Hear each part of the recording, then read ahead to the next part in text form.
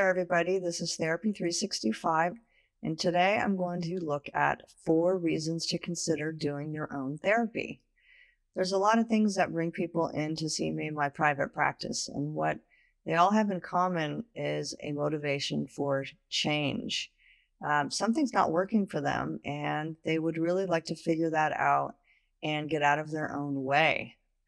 So today I'm going to look at those 4 possible indicators that you might benefit from doing your own work. Number 1, you don't feel your best emotionally. So this is more than just having a bad day, but a prolonged period of time where something just feels off. Overwhelm, anxiety, stress, anger, or sadness in a way that impacts your quality of life and possibly those around you. Overwhelm can really impact your thinking, your bandwidth, your sleep, and so much about how you function. Anxiety and worry can also both fuel overwhelm, and high stress levels can too. And, with stress, there can just be this sense of it's just too much. I can't handle it all. Not only leaving you feeling exhausted, but paralyzed. Anger can gnaw at you, and for some people, anger can literally become obsessive. Then there's sadness. Now, obviously, sadness can impact your ability to function by dropping your interest levels in doing the things that you normally like to do or feel good.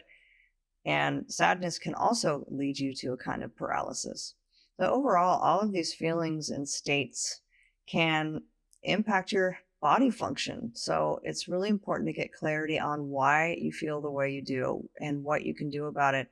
And also have an overall awareness of any deeper level roots that might exist. So there's some common themes that I see in my private practice around, what brings people in. Distress over life circumstances in general, right? Something's going on that's bringing a lot of worry and stress and anxiety or sadness or you name it, right? So they're in distress. Then there's, feeling out of control in some kind of situation, right? Something's going on that they feel out of control. Then there's people that come in where they feel some kind of tension or some kind of issue going on in a important relationship, like a friendship or romantic relationship, or maybe a family relationship. And then there are other drivers that can lead people to function in a certain way that can be traced back to their earlier experiences.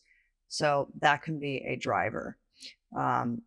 Something is holding them back. There's an obstacle. There's some conditioning they've had around what they're supposed to be or how they're supposed to behave and all of that. And it is causing them an issue currently.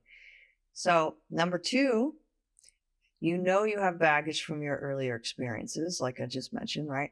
You have baggage and you feel stuck because of it. So this is really the people that have a lot of clarity that their issues are connected to their past, because a lot of people come in and they don't. And some people come in and they do. So for those people, they usually seek me out because of my work with family of origin work. That's really my specialty and a very passionate area of my professional life and personal life. Actually, I've done my own family of origin work. So they have learned that there's something that doesn't serve them now, and they are struggling to make the changes that they want. And there's some common themes that could come up in those circumstances. They have an awareness that they have poor boundaries and they're attracting people who violate them. They believe they can't make mistakes, or they need to be perfect, or they are in codependent relationships and are suffering in some way as a result. Then there's the extremely independent person who perhaps feels a sense of isolation and feeling misunderstood. And there are good reasons why people become extremely independent. That once you can understand that, it can be helpful not only to be self-compassionate about why, but also maybe look at loosening up a little and learning to rely and to trust people. So then there's number 3, right? Number 3 is they are challenged in relationships in some way and want support. So though couples therapy is ideal as a venue to work on relationship issues, it just doesn't always work out that way. Sometimes there's a resistant partner, Or maybe they're just so upset and angry at their partner or whatever their relationship is that they need someone to talk to and to process it. Number 4, they need help emotionally processing life transitions.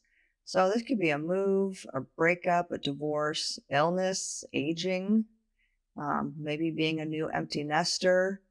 So individual therapy can provide a safe space with someone trained in all of those, right? That can help you work through whatever situation that you need help with.